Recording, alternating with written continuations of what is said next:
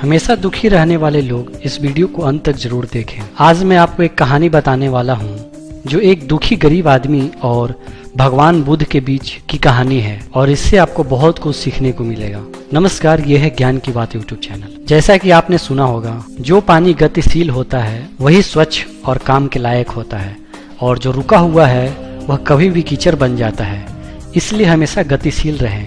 इसी बात को समझाने के लिए भगवान बुद्ध और एक दुखी गरीब व्यक्ति का मैं आपको कहानी बताने जा रहा हूँ। एक बार गौतम बुद्ध एक गांव में धर्म सभा को संबोधित कर रहे थे। लोग अपनी परेशानियों को लेकर उनके पास जाते और उनका हल लेकर खुशी खुशी वहां से लौटते। उसी गांव में सड़क के किनारे एक गरीब व्यक्ति बैठा रहता और धर्म सभा में जाने वाले लोगों को ध्यान से देखता।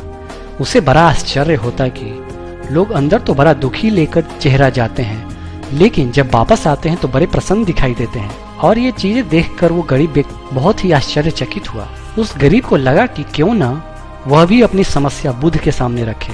मन में यह विचार लिए वह महात्मा बुद्ध के पास पहुंचा। वहां जाकर उस दुखी गरीब व्यक्ति ने देखा कि लोग पंक्तिबद्ध खड़े होकर उन्हें अपनी समस्या बता रहे थे और वह मुस्कुराते हुए सबकी समस्या हल कर रहे थे। जब उसकी बारी आई तो उसने सबसे पहले महात्मा को प्रणाम किया और कहा, भगवान, इस गांव में लगभग सभी लोग खुश हैं और समृद्ध हैं, फिर मैं ही क्यों गरीब हूँ। इस पर भगवान बुद्ध मुस्कुराते हुए बोले, तुम गरीब और निर्धन इसलिए हो क्योंकि तुमने आज तक किसी को कुछ नहीं दिया। आश्चर्यचकित होकर गरीब बोला, भगवान, मेरे पास भला दूसरों को देने के लिए क्या होगा। मेरा तो स्वयं का गुजारा बहुत मुश्किल से हो पाता है।